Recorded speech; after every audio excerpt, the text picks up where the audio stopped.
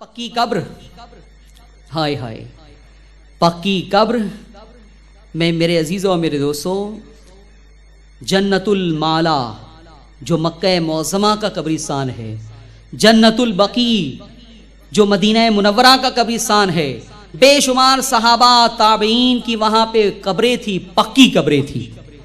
پکی قبریں علماء دیوبند سے آپ پوچھئے کہ پکی قبر کا بنانا جائز ہے یا ناجائز، وہ کہیں گے حرام ہے پکی قبر بنانا۔ علماء اہل حدیث سے پوچھئے پکی قبر بنانا جائز ہے یا ناجائز، وہ کہیں گے حرام ہے۔ لیکن علماء اہل سنت کہتے ہیں کسی نبی کسی بزرگ کی قبر پکی بنائی جا سکتی ہے۔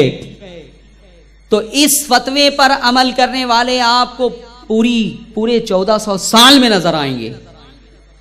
جنت البقیع میں صحابہ کی قبر پکی تھی، حضرت عثمان غنی کی قبر پکی تھی، حضرت حضور غریب نواز کے پیر و مرشد حضرت خواجہ عثمان ہارونی کی قبر مکہ معظمہ کے قبرستان میں پکی تھی۔ یہ سب 1924 میں توڑ دی گئی، مسمار کر دی گئی۔ میرے عزیزوں اور میرے دوستوں، بتاؤ اگر ہم ایک نیا فرقہ ہیں، ہم اگر نئے ہیں، ہمارے عقائد نظریات نئے ہیں، تو یہ پھر ماضی میں جو ہے وہ بریلوی کیسے نظر آ رہے ہیں پکی قبر بنانے والے؟ سوچنے کی بات ہے یا نہیں؟ تو میرے عزیزوں اور میرے دوستوں، گنبد خضرا اور پکی قبریں، اور یہ بھی بتا دوں کہ گنبد بھی ازواج مطہرات کی قبروں پر گنبد تھے، صحابہ کرام کی قبروں پر گنبد تھے، حضرت عثمان غنی کی قبر پر گنبد تھا۔ لیکن یہ سب 1924 میں جب نجدیوں کی حکومت آئی تو اس وقت انہوں نے جو ہے اسے توڑ دیا اور سب مسمار کر دیا۔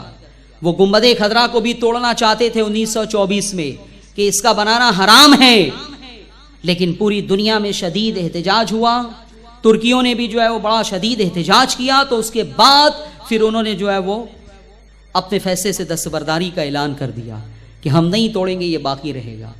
لیکن سوال یہ پیدا ہوتا ہے کہ یہ پکی قبریں بنانے والے، صدیوں سے عرس کرنے والے، یہ جو ہے وہ گنبد بنانے والے، یہ سب کے سب جو ہے وہ دیوبندی تھے یا سنی تھے؟ بتائیے۔ اگر سب کے سب دیوبندی ہوتے، یہ فرقہ اگر 1400 سال پرانا ہوتا، تو ہر دور میں ان کے عقیدے کے افراد موجود ہونا ضروری ہے یا نہیں؟ میرے عزیزوں اور میرے دوستوں، تو اس سے آپ کو اندازہ ہو گیا ہوگا کہ ہمارے آثار نظر آ رہے ہیں کہ ہم پرانے ہیں۔